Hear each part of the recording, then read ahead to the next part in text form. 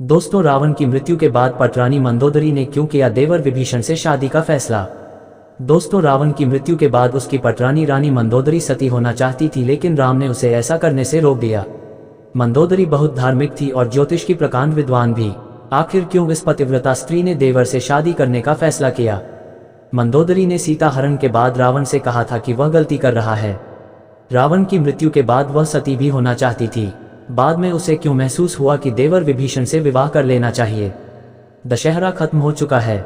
देश में जगह जगह रावण दहन हो गया है। युद्ध में रावण की मृत्यु के साथ ही जब राम की जीत होती है तो उस दिन ही हिंदू धर्म में जीत की इस खुशी दशहरा त्योहार के जरिए जाहिर किया जाता है। रावण के परिवार में दो लोग सीता के अपहरण और युद्ध के खिलाफ थे। वो थे भाई विभीषण और पटरानी मंदोदरी। दोनों बिल्कुल युद्ध नहीं चाहते थे और लगातार रावण को सीता को सम्मानपूर्वक राम को लौटा देने के पक्ष में थे। लेकिन ऐसा नहीं हुआ। लड़ाई हुई, उसमें रावण मारा गया। इसके बाद राम ने लंका का राजपाट रावण के छोटे भाई विभीषण को सौंप दिया। लेकिन क्या आपको मालूम है कि रावण की पटरानी मंदोदरी का क्या हुआ। आखिर क्यों उसने विभीषण से शादी का फैसला किया। कौन थी मंदोदरी। पुराणों की एक कथा के मुताबिक मधुरा नाम की एक अप्सरा कैलाश पर्वत पर भगवान शिव की तलाश में पहुंची। तलाशते हुए जब वो भगवान शिव के पास पहुंची तो उसने वहां पार्वती को न देखकर शिव को रिझाने के प्रयास शुरू कर दिए। जब कुछ समय बाद वहां पार्वती पहुंची तो उन्होंने मधुरा के शरीर पर शिव की भस्म देखी और फिर वो क्रोधित हो गईं।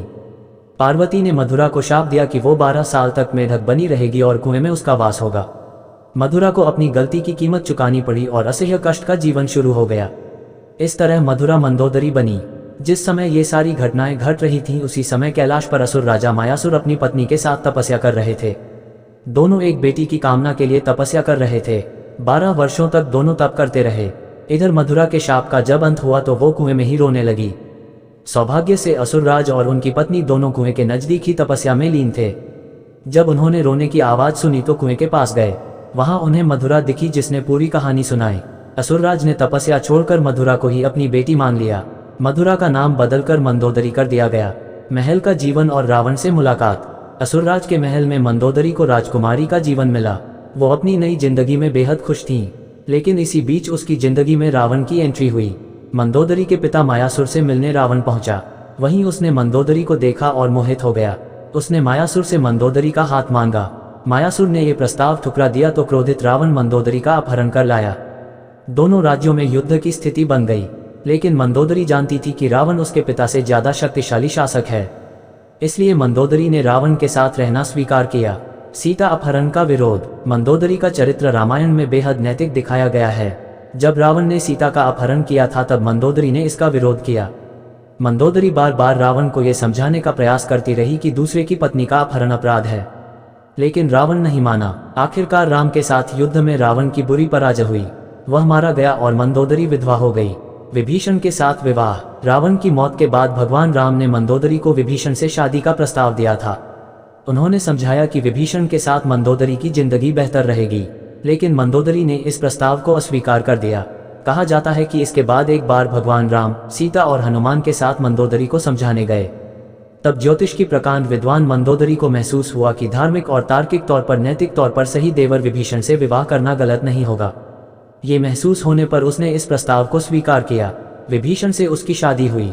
हालांकि रावण की मृत्यु के बाद मंदोदरी के बारे में वाल्मीकि की रामायण ज्यादा कुछ नहीं कहती, लेकिन रामायण के दूसरे वर्जन में जरूर इस बारे में काफी कुछ कहा गया है। विभीषण भी पहले शादी के लिए तैयार नहीं थे। रावण के मरने के बाद जब मंदोदरी विधवा हो जाती है तब भगवान राम विभीषण को सलाह देते हैं कि उसे अपनी भाभी से विवाह कर लेना चाहिए। ये परंपरा उन दिनों मान्य थी, लेकिन विभीषण के पहले से कई रानियां थीं और वह इसके लिए तैयार नहीं थे।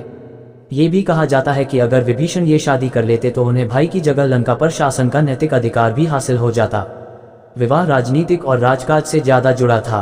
हालांकि ये भी कहा जाता है कि ये विवाह शारीरिक तौर पर पति पत्नी के तौर पर एक दूसरे के साथ यौन संबंधों की बजाय विशुद्ध राजकाज से जुड़ा था, क्योंकि मंदोदरी भी चाहती थी कि उसके पति के निधन के बाद लंका में स्थायित्व और समृद्धि रहे।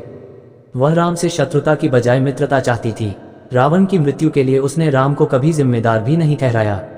एक वजह यह भी बताई जाती है कि रावण के निधन के बाद मंदोदरी भी उसकी चिता के साथ सती होने जा रही थी, लेकिन राम ने उसे रोक लिया। इसके बाद मंदोदरी के पास देवर से विवाह करने के अलावा कोई विकल्प नहीं बचा था।